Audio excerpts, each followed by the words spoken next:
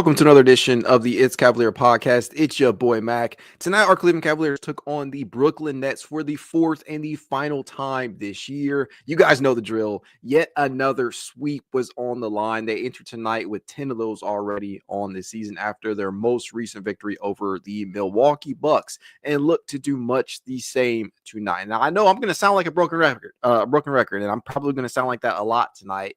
But these are the teams that Cleveland has swept so far. You have, if I am not mistaken, the Milwaukee Bucks. You have the Brooklyn Nets. You have I had the entire list here and I completely botched it. Jeez Louise. Off to a bad start already. Very Cavalier-like. So we got the Dallas Mavericks, the Denver Nuggets, the Golden State Warriors, the Washington Wizards, the Los Angeles Lakers, the Minnesota Timberwolves, the New Orleans Pelicans, the Toronto Raptors, the Charlotte Hornets, the Bucks, and now the Nets. What a way to open the season.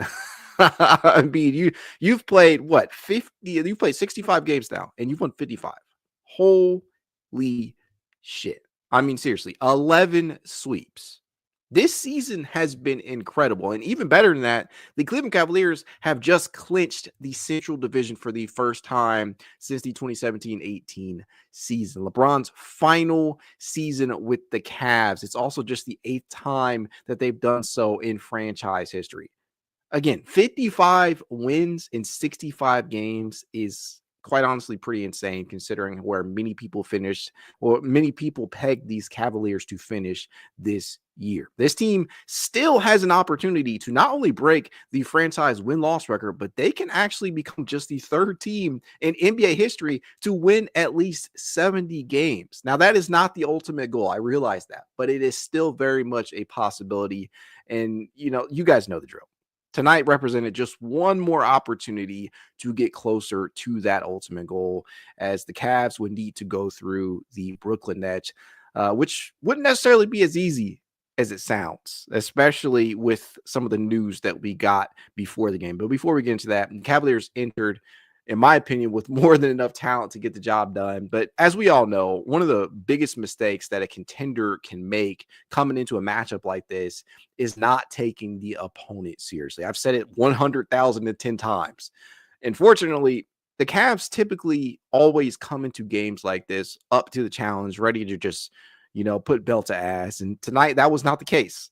This was very much a nail biter down to the very end. Seriously. But in addition to that, prior to the game, it was announced that Donovan Mitchell, Ty Jerome, and DeAndre Hunter, three of the Cavaliers' best players, three of the Cavaliers' best scorers, let's be honest, were ruled out for various reasons. Darius Garland got things kicked off with a left corner triple, and then the Bigs absolutely went to work. That was the case for most of the night. And speaking of that, Jarrett Allen, man, this guy just always seems to have a little something extra when he's playing against his former team in the Brooklyn Nets. And that trade that Kobe Altman was able to acquire him for such a small amount, that trade's going to be studied for generations, because that was just a massive get for Kobe Altman, and that one should go down as one of the all-time trades in Cleveland Cavaliers history. It really should. Right up there with DeAndre Hunter, hopefully by the end of this year. But man, oh man, Jarrett Allen came to play tonight. Now, on a night where you did not get the most efficiency from most of your players, let's just, be 100 here, call a spade. Jarrett Allen was a model of consistency. 23 points, 13 rebounds, with 7 of 12 from the field, including a very efficient 9 of 11 from the free throw line. I mean, that right there, that's a pretty good thing within itself, as the Cavaliers as a whole would finish 21 of 25, good for 84% on the night as a unit. But Jarrett Allen in particular was absolutely going to work down there in the low post. Was out in transition, operating as that role man, as we've always known him to be. And Jarrett honestly was not the only Cavs front court player to put in work tonight. Evan Mobley was also doing some pretty big things. But I got to tell you, man, I was really, really getting worried for a second, because for all the work that the Cavaliers seemed to try and put on in that first quarter, in particular, Brooklyn was right there. They drilled three after three after three after three, it felt like. And some of them were contested. A good portion of them were uncontested. Something that really, really made me frustrated in that first half was the work that Cam Thomas was putting in. This guy, man, he was routinely attacking Darius Garland in that first half. And at one point, he hit back-to-back step-back triples on our star guard. And, people were hoping that DG would respond with some type of punch of his own in that first half. But frankly, it just was not a good first half. Too many careless turnovers. Nets absolutely shot the lights out. They finished the first half with 11 total triples on 22 attempts. So they shot 50% from range, and a good number of those attempts were uncontested or were the result of lackluster rotations and just not quick enough of a closeout. You saw that a lot in the first half. The effort just kind of seemed to wane, and as a result, Brooklyn would enter the halftime with the lead. Just wasn't necessarily something that you wanted to see. And then the second half began, and it started to get that feeling. And you guys know exactly what I'm talking about, with the game possibly fading away as the team missed shot after shot, including a very, very ugly Isaac Okoro 3-ball that bounced off the side of the backboard. And at that point, I'm like, oh man, this winning streak is in real danger. It is in real danger of being ended by the lowly Brooklyn Nets. What a way to go out. No matter if you don't have Donovan, Ty, and DeAndre available, this one would have gone down as one that probably would have pissed me off had they lost it. And then Darius Garland and Evan got it going, cutting it to an 11-point Brooklyn lead, prompting a Brooklyn timeout. And although they would score on the very next possession, immediately following that timeout, Cleveland seemed to just really be galvanized midway through that third quarter. But as soon as Cleveland started to mount somewhat of a comeback, Brooklyn began to put their foot back on the pedal. But as soon as I tweet, and I quote, as soon as I tweet this out, brutal way to end the third quarter, none other than Craig Porter Jr. drills a 49-foot half-court heave.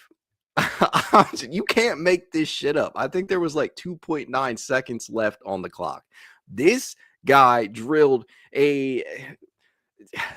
it's just one of those things you got to see, right? I can't even do it justice with words, but Craig Porter Jr., that was one of the plays of the game. And to me, that was the one that truly, truly put things in motion for the comeback. And that's exactly what this is. It was a comeback. That Craig Porter Jr. 3, that energized everybody out there heading into the fourth quarter. And I mean, seriously, what a fucking way to end the third. And that was the one. That was the one to get the juices flowing. That was the one to get the Cavs really, really starting to flow. And the conduit was Darius Garland. This motherfucker was built for the clutch. He scored 18 points in the fourth quarter, leading the Cavaliers to a furious comeback. Now, this is Darius Garland's stat sheet on the night. 30 points total, 18 of those points coming in the fourth quarter, 4 rebounds, 8 assists, 4 huge steals, 11 of 24 from the field, including 3 of 11 3-point distance. Now, look, I'm not going to sugarcoat it. The first half stats were not encouraging. But to go out there in that fourth and final frame, a frame that Darius Garland has become very, very comfortable with. Mr. Fourth Quarter, most clutch points for Cleveland this season.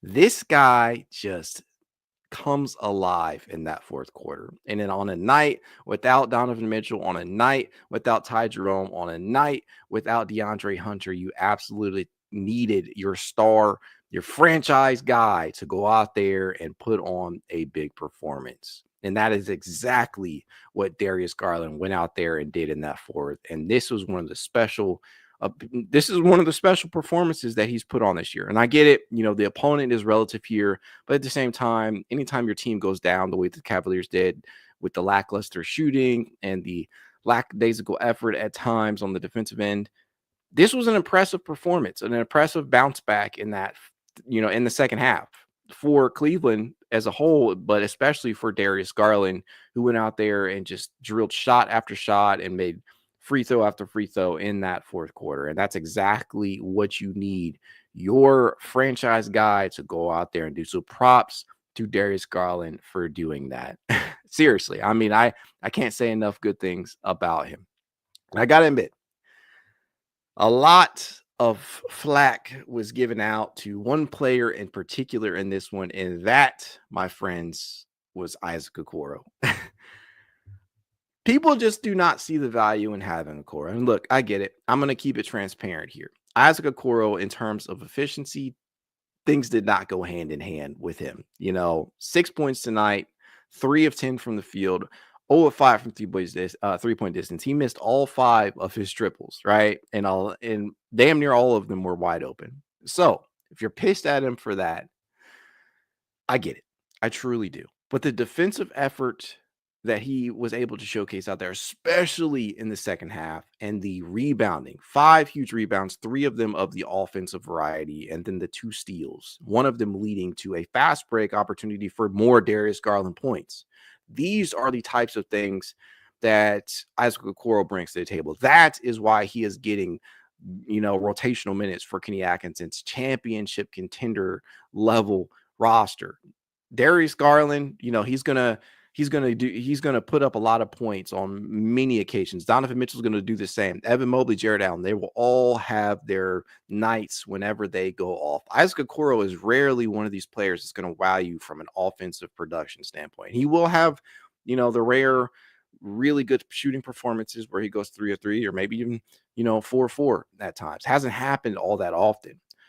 But even when he is not shooting the ball well, and tonight was certainly, would fit that description, he finds ways to impact the game for the better. He just makes winning plays. Truly. 6 points, 5 rebounds, 2 steals, was a +7 on the night, and he played about 33 minutes tonight. And Kenny Atkinson described his value perfectly. He truly did. And I think that if you're going to shit on Isaac Okoro for his inefficiency, despite the shots being wide open, because that's all people are going to talk about, let's talk about how Sam Merrill was 1 of 6. Let's talk about how Dean Wade was 1 of 4. Let's talk about how Darius Garland was 3 of 11 and Max Strus was 2 of 9. I mean, the inefficiency was right there for the entire team. I don't care if Isaac goes 0 of 5 from three-point distance. 1, as long as he's taking that shot, and 2, as long as he is adding in other areas, especially on the glass, which he did, and on the defensive end, which he did. And let's not forget that drive inside. That is what put the Cavaliers back up. That is what got them the lead. Grown man move on that one. Nobody wants to give this guy his, his fair share. Yes, he will never live up to the draft billing, right? He was a 5th overall pick. He will never live up to that. I have come to terms with that. I encourage you all out there who haven't to just fucking get over it at this point. He's playing rotational minutes for a championship contender. Whether you view him as a 8th, 9th, or 10th man, that's still a big deal. That's still a big deal for a championship contender. So let the draft day shit die. Let the fact that he got drafted 5th overall, just let it go, because he's never going to live up to that. Just appreciate him for what he is, a hellacious perimeter and point of attack defender who will sometimes give you some 3-point production on low volume. Good cutter, good slasher. Kenny Atkinson is finally using him the way that he should be utilized. And so that is the value that he brings to the table, even when he is not shooting the ball very well. He brought it tonight. And I appreciate that, being bumped up into the starting unit on a night where, frankly, everybody was inefficient. Even Darius for most of the game. Even though Darius, you round things out big time in that fourth. Cavaliers are probably not in that position had most of these guys shot better. I mean, hell, Max Strus, just 2 of 10. Just 2 of 10 from the field after scoring, what was it? 17 or 19 points against Milwaukee the other night, where he drilled 5 triples, I believe. You get to a point at times where you just have to appreciate what guys bring to the table and not constantly hate on them from game to game. That's all I got to say, man. That's all I got to say in regards to that. But I'll tell you this. I was really, really impressed with that front court duo of Evan Mobley and Jarrett Allen tonight, especially Jarrett. Jarrett came to play, and like I said, he always seems to have a little bit of something extra to throw at Brooklyn. And I have to think anytime, I can't get into the psyche of the NBA player or really just a pro sports player, but I would have to think that at some point when you're traded, you have to harbor some type of feelings of discontent, for a team wanting to pass on, and wanting to move on from you. And although it's not exactly like he was moving to a better team at the time, because you got to remember the state that the Cavaliers were in when Cleveland acquired him. We're talking about a team in Brooklyn that, still featured Kevin Durant and Kyrie Irving. So, I mean, he was probably thinking to himself that he was going to a worse situation at the time of that trade. And that's just been one of the best trades in franchise history. It truly has. And so Jarrett, man, 23 huge points tonight, 13 rebounds, very efficient, 7 of 12. And then you got Evan Mobley, his front court partner, 21 points, 9 rebounds, 6 assists. Mobley was dealing out some dimes tonight, 9 of 13 from the field, including 1 of 3 from three-point range. Another triple for him tonight. Good to see that. And in a night where Darius and Max and Isaac struggle in terms of efficiency, it was good to see somebody, let alone 2 guys in the starting unit, provide that. Because truth be told, nobody else on the roster was efficient tonight. Even the bench that was missing the likes of Ty and DeAndre. So obviously the efficiency was probably going to be lacking there. But Sam Merrill was 2 of 7, 1 of 6 from three-point distance. Dean Wade, 1 of 4 from the field. All 4 of those were three-point attempts. Craig Porter Jr., that three-pointer to end the third quarter, that was something. It truly was. But outside of that, he would pour in 7 points, 4 rebounds, 3 assists on the night, and was 1 of 3 from three-point distance, with that lone 3 being that buzzer-beating 3. And then Javonte Green. I can't forget about Javonte, the missed dunks. The missed dunks was definitely something that pissed people off, I think.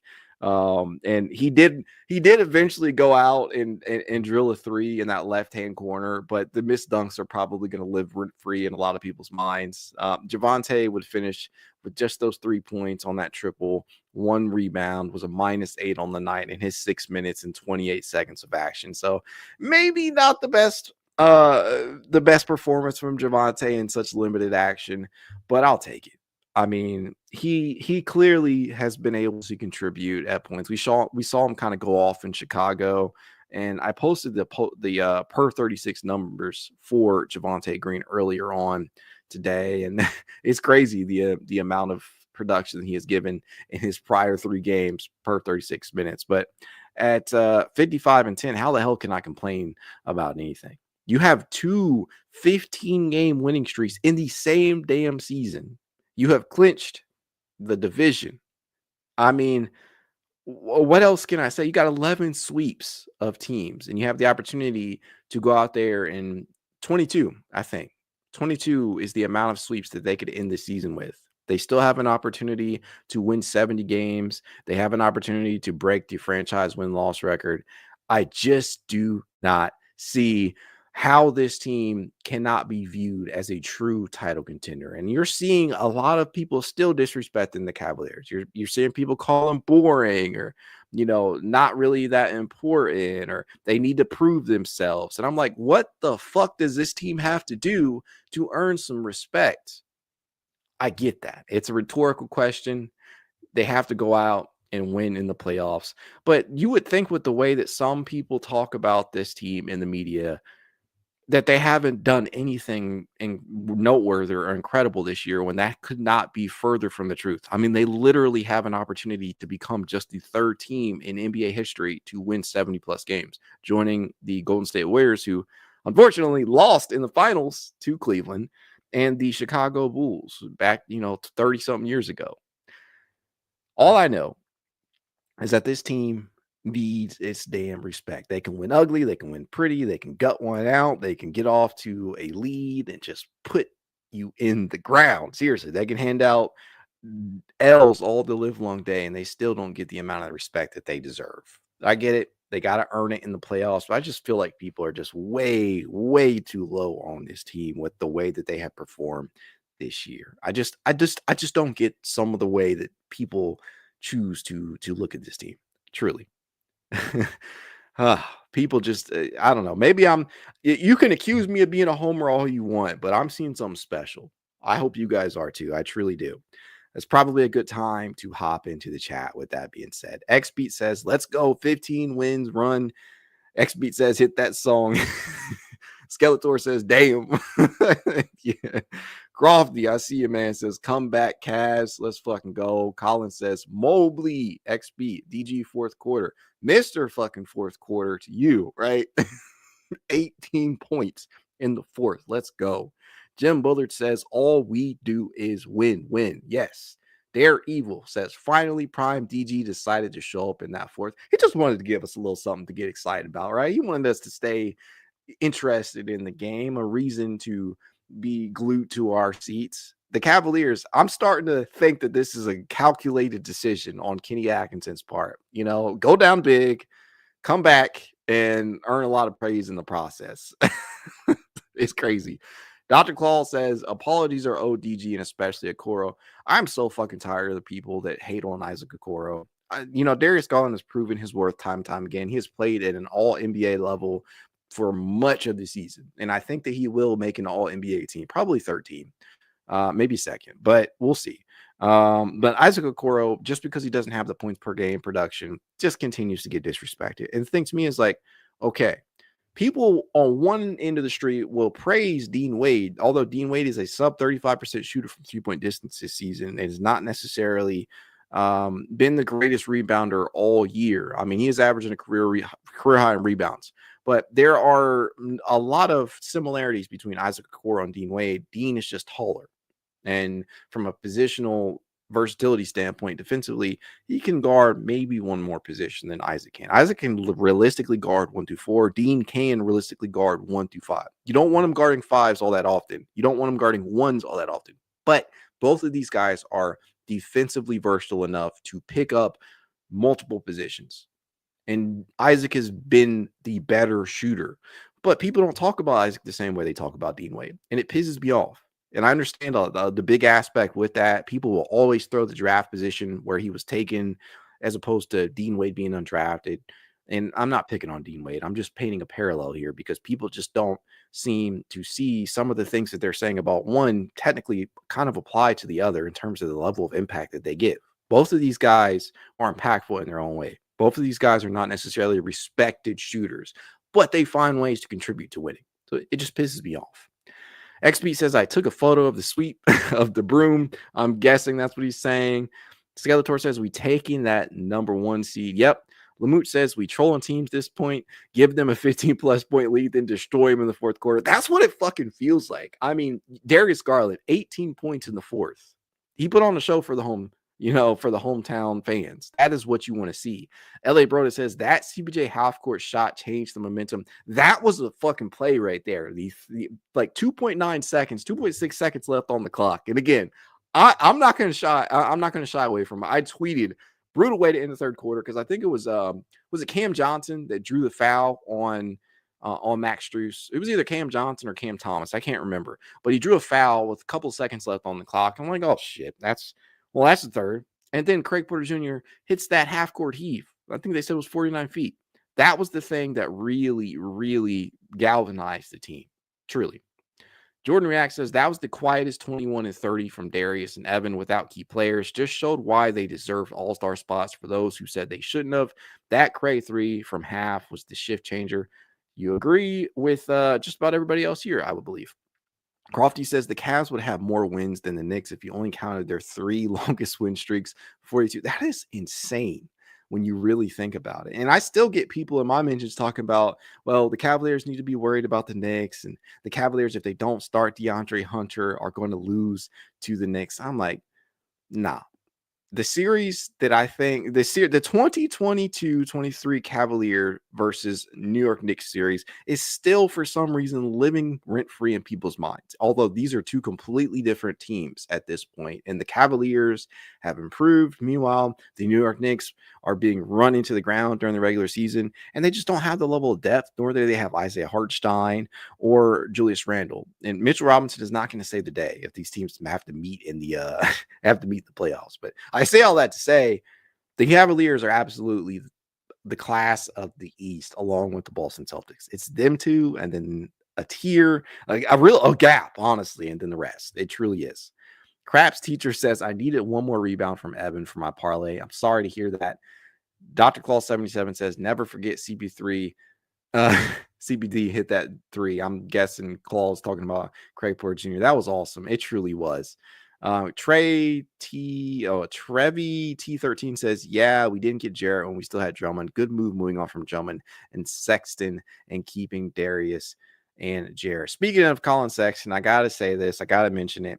Career high tying 13 assists in the loss against Boston the other day. It was pretty cool to see Colin do that. He's kind of morphed into a good passer, right? He's always shown the skill set to be a quality facilitator, and you've seen that with Utah, although people will never admit it.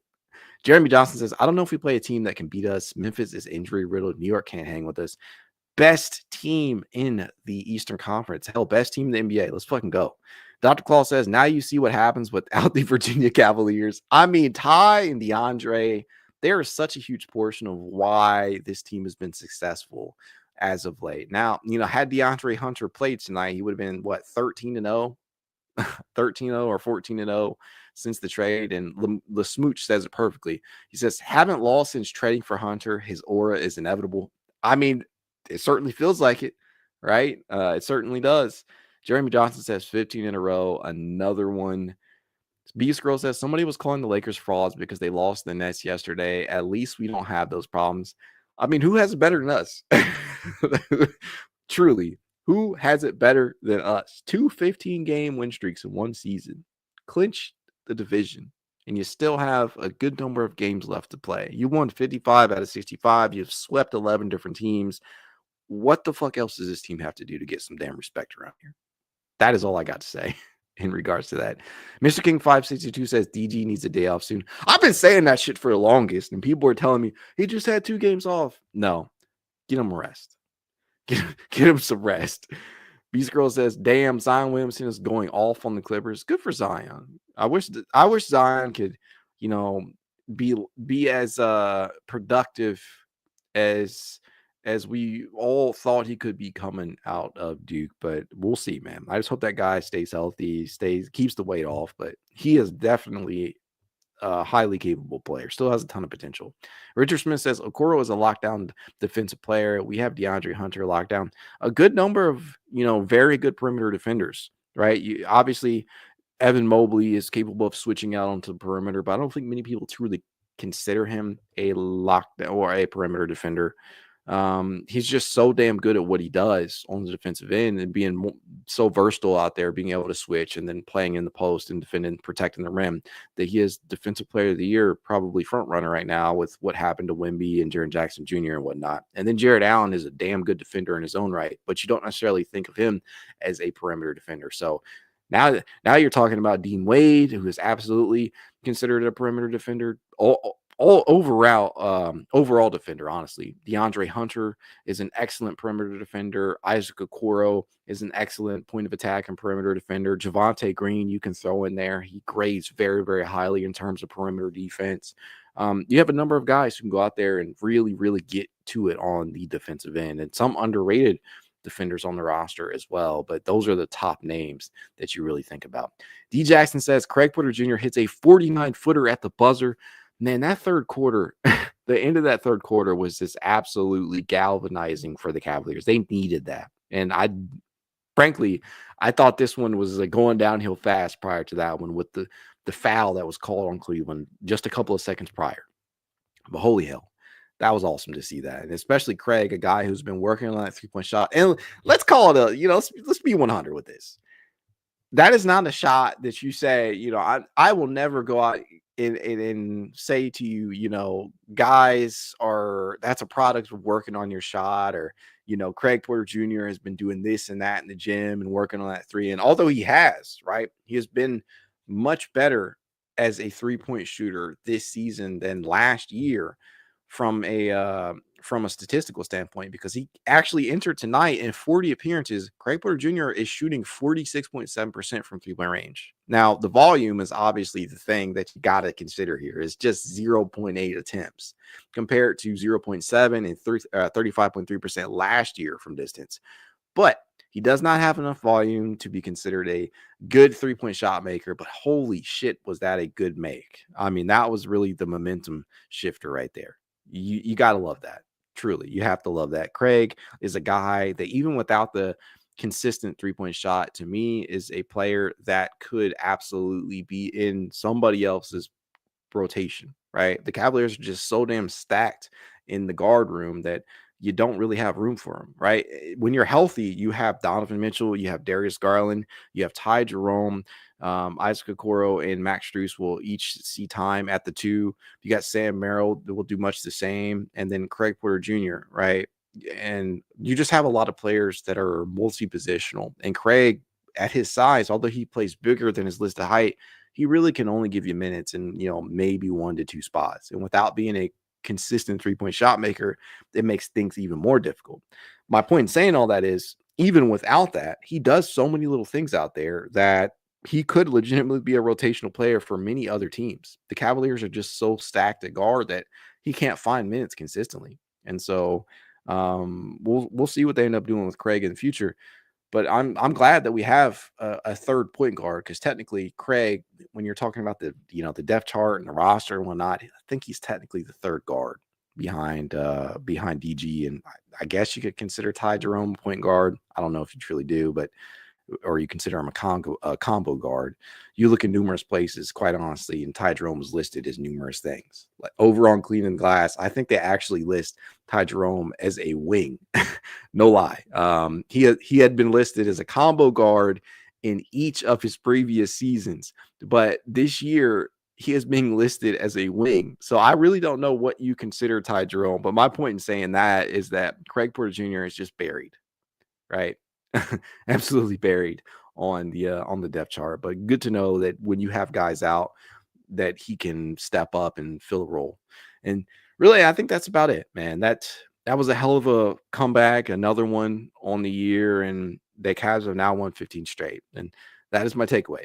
That is my takeaway on the night. As I always tell you guys, if you'd like to reach out to me, now I can. It's Cavalier_pod on Twitter, TikTok, Instagram, YouTube, and more. If you want to be added to the It's Cavalier Discord chat, you know what to do.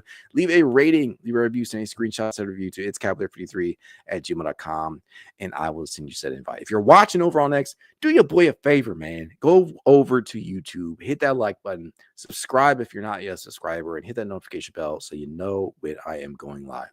Go Cavs. Have a good night.